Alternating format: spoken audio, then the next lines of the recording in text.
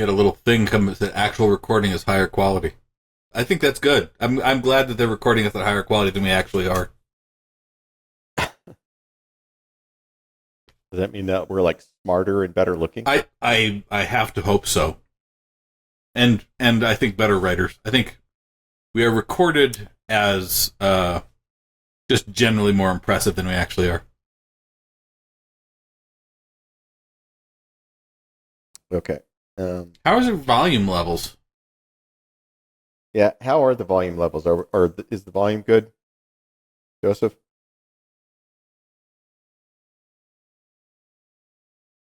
Okay. Okay.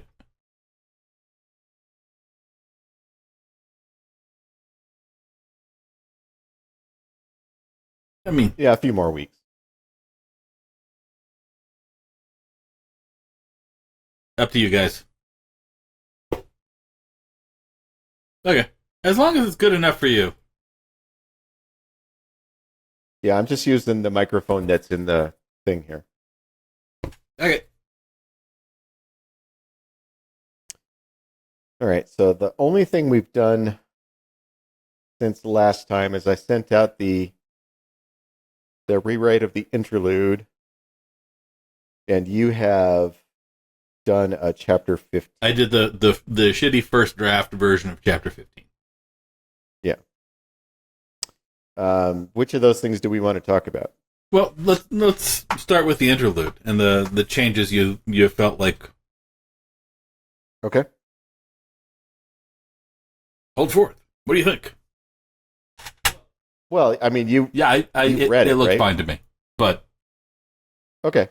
Well, I mean, if you've read it and you don't disagree, then I think we're good yeah, there, it's right? just, if we wanted to be, Because I didn't change any of the meat of the content, like what's happening in her life and all the pseudoscience stuff at the end is unchanged. yeah, you swapped out my names.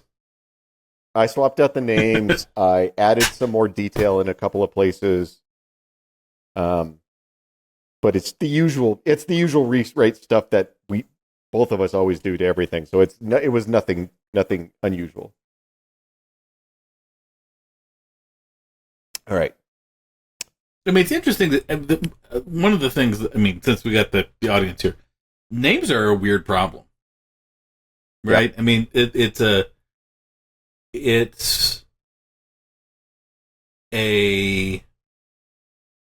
really important for people to be able to instantly tell the characters apart.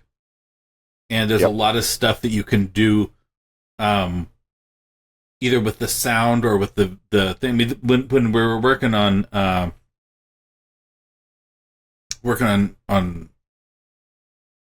Mercy of Gods, which doesn't really figure into this, but one of the things that I was looking at with that series of names was actually I was thinking about what we were talking about with video games and being able to tell the character by their silhouette. Yep. So like we have a pair of siblings in that one who are Jesson and Jellet, and you can tell because one of them is Jane has the small letters and the other one is Jane has all the tall letters, and so it's actually playing with how it appears on the page. And with this one, we're just getting a lot of things that end in E. A lot of E's. Josie. Well, and that's what I'm reacting to. Also, giving Maya's mother a name that is a more common name in the period in which she would have been born. So like you don't meet a lot of new Sharons, but there's a bunch of Sharons in that of a certain it's like Jennifers. Yeah, we grew up with all the Jennifers. Yeah. So you like in my mother's age group, you meet Sharons. In our age group, you meet a lot of Jennifers. Yeah. So just giving her a name that sort of signals this is the previous generation is part of what I was doing, and having it end in a hard consonant rather than a vowel. Mm-hmm. So we have so many names that are ending in vowels. We have a lot of names that are ending in vowels. Yeah.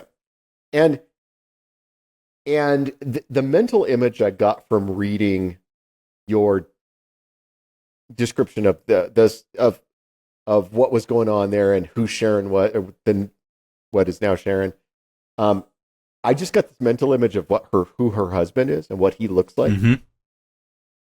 and I wanted to give him sort of a like, a name that like it's like the kind of name like a plumber or a mechanic would have, because he just had that look. A in my nice, head, solid right?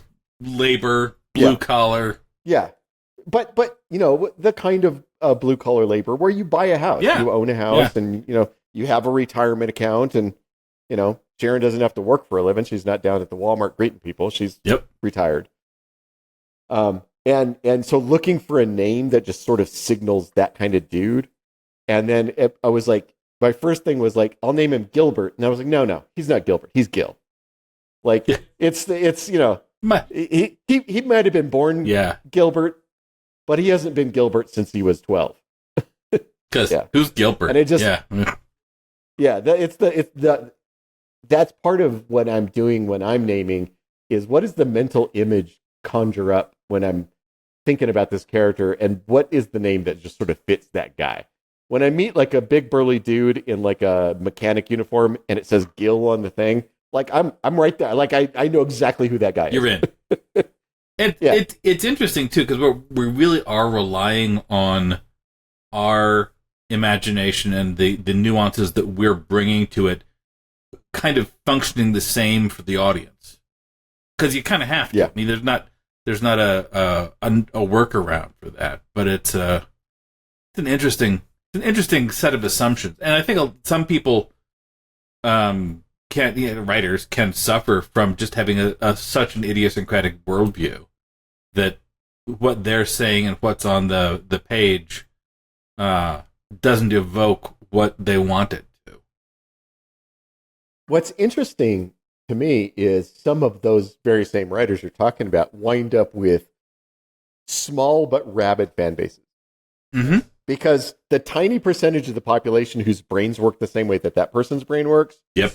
they feel seen for the first time. Just love the They're shit like, out of oh it. my God, this person's writing books just for me. Yeah, the thing it reminds me of, I have a friend who is one of those people who has the extra colors. She sees more colors than humans see. How is that possible? She has a mutation in the rods that do color, right? I think the cones are black and white and the rods are doing color. Sure. Okay. Normally we humans have 3 of them, and they respond at 3 particular wavelengths, and the various strengths of those are what we interpret as colors. If you have a little fuck up, you get a 4th peak in those symbols.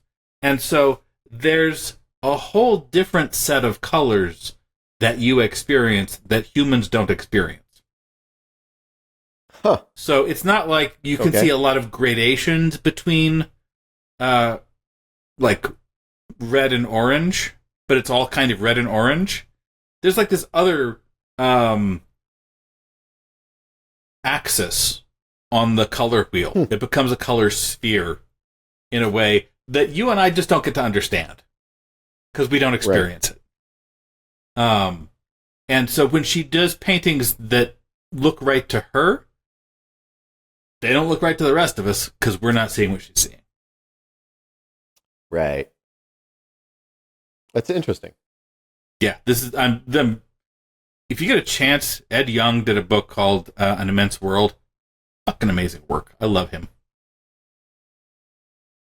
Okay. So one thing, so the chapter that you delivered with the 2 So let's talk about that. I have not done my rewrite of it. I just got it today. But the one thing that it does let me know that we're going to need to do at some point, and I think we should have done it before this. So we're going to have to find a place in the narrative where this fits. Is have Josie talking about how they discovered that the influence of the sharks does not hit all of the various layers of the membrane at the same time. Josie or Doc? So that Doc. Okay, that makes more sense. All right, Doc. got it. Yeah. So that we understand that part of what Doc and David were looking for was a close by layer of the membrane they could actually get to with the technology that David had developed, that their readings indicated wasn't as far into the shark foam. Okay, so what we're saying, we're pointing out this isn't time travel. They're not going back in time. It's not time travel. It's because that's the wavefront. That's the thing. Is like, why did they think it would be less advanced here? Because Doc keeps saying, I thought it would be less advanced here. Why does she think that if it's not time travel? Well, and we do know the answer to that. And yes, we don't have it in the manuscript, we should. And it's the idea of the sharks propagating through this space like a wave going through the different little universes. And okay, yeah, that shouldn't be hard to find. But it became very clear to me reading this chapter that is something we need to talk about, because so much of what they're dealing with right now is Doc saying we have less time than I thought we had. Right. And I kept saying, why does she think that? We never said why she thinks that. We need to say why she thinks that. Right. Yeah, we have said a lot about why she knows that that's true. Yeah. But we haven't said why we. Well, or why she thought she would have more time than she has. Yeah. Yeah, that's the piece that we're missing. So we just need to get that in there, that idea in there, that when the shark foam comes, it does not hit every reality at the same time. Yeah. It sort of hits one and then kind of does this, right? Well, the way we had talked about it, as I recall, was it's something that is moving. So we have this complex vibrational universe with little areas of stability that are universes that we recognize, and that it is moving through that space like a wave. So, there were a gazillion universes that it ate before it got to Doc's universe. We don't know how many it was, but and in this, the idea of direction is a metaphor, but I don't know. It's a construct, yeah. But it's the analogy is, it going. It's like if you have a field of wheat and you have something that eats the wheat, you have it. It starts from one place and it moves on. It eats one grain at a time, but it moves through the whole field. And it's starting, if it starts in the east, the guy on the west will die last. Right. Yeah. So we just need to have somebody say that in plain English so everybody understands it. Well, and by plain English, we mean pseudoscientific gabble, but I can do that. Yeah. Yeah. Okay. That's actually probably worth looking at, going back and putting in like some of the very first of the Doc chapters. I agree. There's several opportunities. One of which is when she's talking to Farfignugan. Mm-hmm. There's we can do it. We can lay the ground for work for that in multiple places. Yep. But I was thinking this chapter in particular needs to be the one where Josie forces Doc to come clean about that. Like okay. If Josie has sort of overheard Doc and Farfignugan talking about why they came to this particular reality and why they thought the thing was less advanced here, and she's not really paying attention because she's worried about Michael, and then wherever she may have heard it, then she gets here and Josie can just say, you keep saying that. You keep saying we have less time than you thought. What does that even mean? I mean, if this is happening everywhere across all the realities, did you travel back in time? Yeah. Why did you thought you had more time here? Well, and then Doc can clarify. And maybe we will need that if we set it up well enough in Act 1. We might not need that. That might already be an answered question, but it does need an answer, either here or earlier. I hear what you're saying. But that was my only big note. I mean, obviously, there's a bunch of like little detaily stuff, the usual stuff that we always do. Yeah. So in writing it, one of the things that I was, I was noticing was I felt like I needed to complicate the emotional arc between Josie and Doc a little bit. Yeah, for sure. And I'm running this kind of line between, I don't want them to be just the Bickersons the whole time yelling at each other and being assholes. Oh no, that's not fun. It's never fun. Yeah. Conflict. People, dramatic conflict is important. People snipping at each other, less so. Yeah. And so I have that moment of catharsis between the two of them early in the chapter. But then I didn't want that to be like the thing that just fixes everything either. So there's right. And I no, I was not my intention to remove any of that. Yeah. No. So, I get what you're doing. Yeah. And I tweaked the LinkedIn joke a little bit, but I thought it was all right. I'm gonna change the last line. All right. Where he says, "Of course, I'm a drug dealer." I just want to say, of course, networking is very important. Networking is important. Yeah, no, that's fair. Yeah, fair. It's the same joke. It's good. It's the same joke. It's just a slightly less on the nose version of it. I also want to put a few things in, and when I do the rewrite, you'll see this, and I'm sure you won't have any objection to it. Just a few things. We have some stuff that talks about their paranoia about being followed. Mm-hmm. You know, you have the Josie thinking about the cop that followed them for 2 hours and all that kind of stuff, which is all great. When Jeremy comes back and he's saying, I didn't see anybody looking for me, as he's saying it, I want him to put the food down and then reach back and pull a gun out from his waistband and put it on the dresser. Yeah, okay. Legit. Without saying anything. Yeah. Just puts it there, and having Doc saying, I hate having that thing in the room with me. And Jeremy's like, yeah, but if other guys burst into the room with guns, it'll be nice to have one. Yeah. Look, I went to the Dairy Queen and I didn't shoot anybody. Things are going great. Yeah. Yeah. Yeah, that's fair. It felt like another way to just sort of make it very clear that these are people living on the run and they're paranoid. And they brought Jeremy because he knows how to shoot a gun. So, of course, he's going to carry a gun. Well, and, that's what makes him special, and he feels good about himself. So, right. Yeah. No, I think that's a good note, too. And I complicate... And then Go ahead. Oh, go ahead. No, you go ahead. You're talking about the... I was saying, I complicated the thing with Maya because I couldn't quite buy that Doc hadn't, Googled her.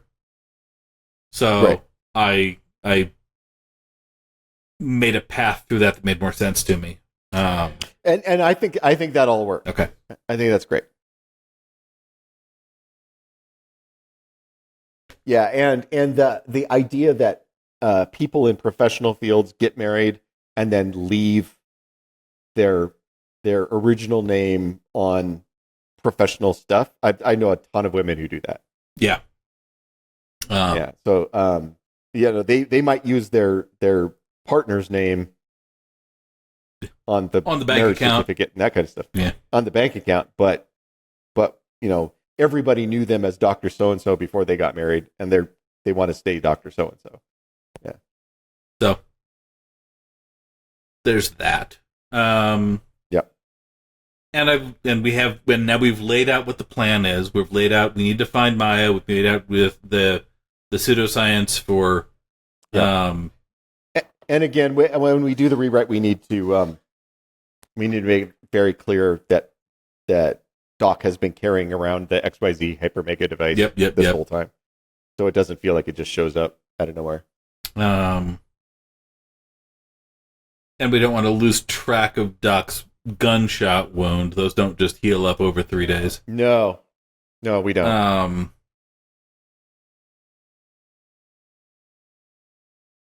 Yeah, I don't know what happens next. I mean, the next thing that happens is Leo and Michael. Well, Leo and Michael happened before this, but yes. Oh, right. I need to write the Leo and Michael The chapter. next thing that happens with us is we write the Leo and Michael thing, but I don't know what happens next in the book. Yeah. Excuse me. Yeah. Well, we'll have to figure that out. I mean, we have an idea. We know that at least up until recently, Maya was teaching at Arizona State. Mm-hmm. And so now the idea is we need to drive from where we are to Arizona State and avoid getting arrested or murdered by mercenaries, by hitmen along the way. Yeah, no, which is good. But there's a lot of different narrative ways to do that, and I don't know which one fits us the best. Well, so for me, what makes sense is Michael sends his guys. It becomes clear that Josie has blown town. Right. She's not in White Oak. She's not at her parents' house. She's not at her apartment. So he's not going to leave his guys there. Right. So there are ways that we can get them on the right trail. Mm-hmm.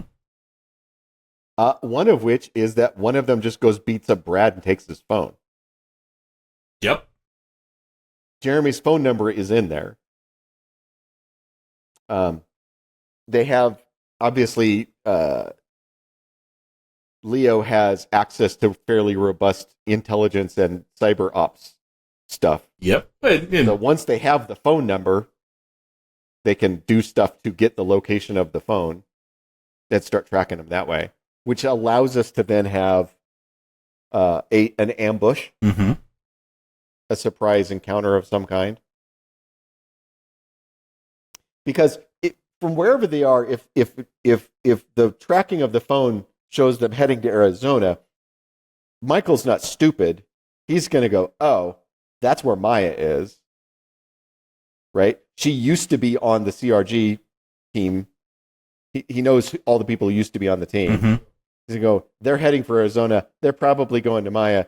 He sends his guys ahead, right? Sure. To do an ambush.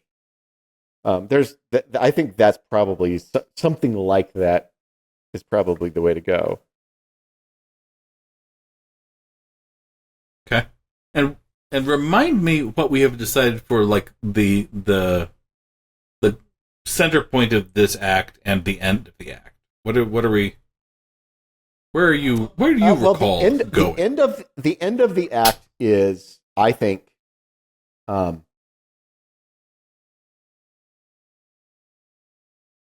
we need to get into Mexico. Crossing into Mexico. And crossing. And the only ways to do that are horrible. And crossing through the bad place to So the end of this act is the realization, oh, right, we have to get into Mexico. Only one of us has a valid passport.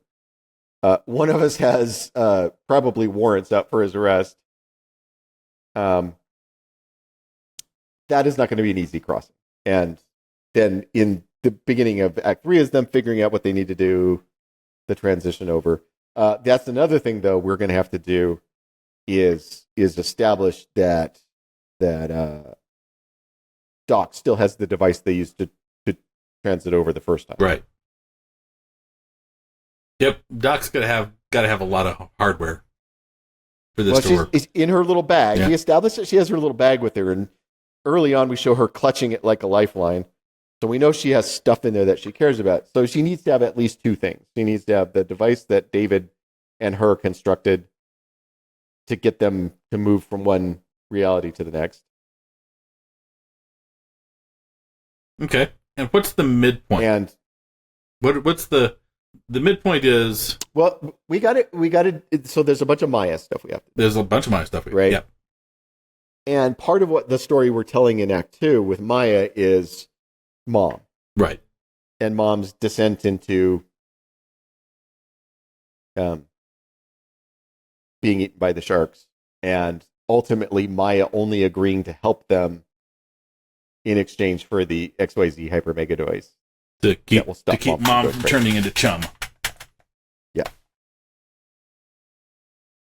So they give up their last Yeah. security blanket to get Maya to help.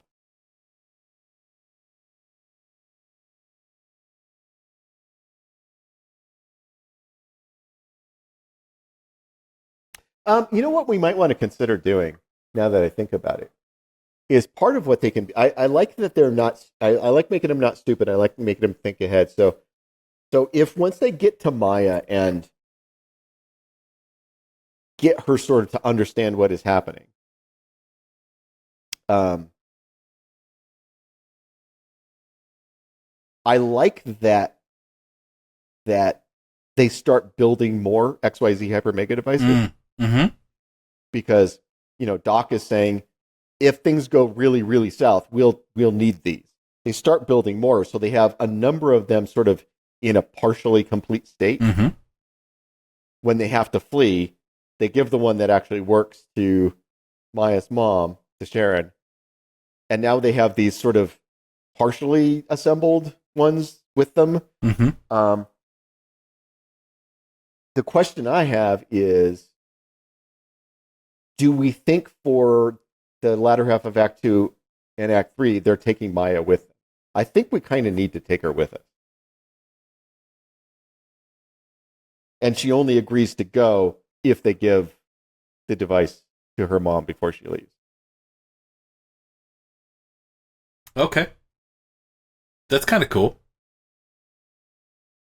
And then we get the Dennis Hopper scene from Dennis Hopper Christopher Walken scene from Romance, where Michael and his guys are looking for Maya, and Mom's going, I don't fucking know. We could do that, or we could have so there's a couple of ways to play that. One is that Maya gives the device to Mom and says, Mom, this thing is happening. It's going to make you crazy. This thing will protect you. I need you to wear this. And then that becomes a story about the aging parent who desperately needs to take their medicine and doesn't like taking it, so they don't want to. Yeah. Right? It becomes that story. So after she leaves, she's like, oh, I promise, dear, I'll wear it. As soon as Maya leaves, she just takes it off and throws it on the table, right? So that if Michael's hit team shows up, we get what we think is going to be the Dennis Hopper scene. Because I think the Dennis Hopper scene from True Romance is with Brad. Yeah, okay. I think that's that, where Brad is like, hey, I've got an idea. Why don't you guys blow me? And I'm not telling you shit, right? So that we can see Brad being the real friend, right, is willing to take the punch for his buddy Jeremy. I think we think that's going to happen with Mom, and the hit squad shows up. And where's she going? And Mom has built the X-ray laser in wipes her them all garage, out. and she just starts mowing dudes down. Yeah, like, you coming for my daughter, motherfucker? and then it's like the 75-year-old lady with the bad hip, but she's packing the garage built rail gun. Yeah. And it's, Mom's going crazy, but Mom hasn't forgotten that she loves her daughter. Yeah. So she's not eaten yet, because she's like at that Leo level of. Yeah. Kind of don't hate that, actually.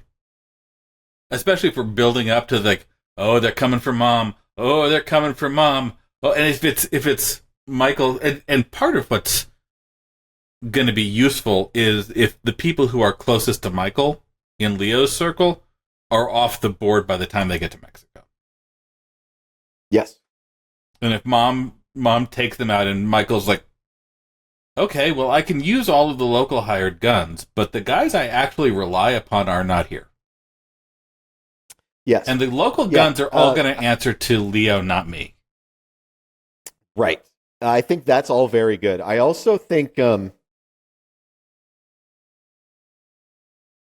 if Sharon is killed in the exchange, that's going to activate Maya to really, really, really want to fuck Leo's plans up. Mm-hmm. Or she could live through it, and Maya's just doing it for grander. I mean, saving the world is still pretty good. Yeah. Motivation. Yeah. All right. Which actually, that might be better because it gives us a funny phone call later, where Maya's like, "Are you okay, Mom? Is everything okay there?" "Oh yeah, everything's fine." Yeah. I had to dig a lot of holes in the backyard, but it's going to be okay. Yeah.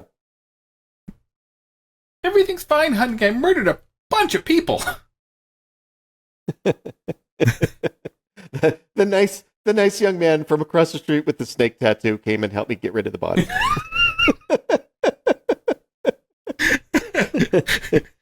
Yeah, he's coming over for crumb cake later. All right, okay. Well, that's a. Then I have a sort of a shape in my head. It seems like the one after this, we've set them on the road for Maya. We don't want to spend a whole lot of time doing chapters that are another 3 hours of driving. Oh, another 3 hours of driving. No, obviously not. Yeah. Does the chapter after this one, so the Leo and Mike chapter happens before this. Then there's this one. Is the one after this Brad? Yeah, probably. Okay. Yeah, it's probably the guy showing up to brace Brad, get his info. He gives them nothing, but they wind up getting it anyway because they get the phone. Okay. I kind of want to hold off until we get the Leo and Mike one to see how that goes before we write the Brad one. Yeah. No, that's the next thing that needs to happen is I need to write that Leo Mike chapter. Okay. I've been sort of creatively drained. You've been very busy doing other stuff. I will attest. All right. Well, make the edits to that chapter, and then we'll go back to Leo and Mike, and then outline something for Brad and Goon Squad next time. Yeah. All right.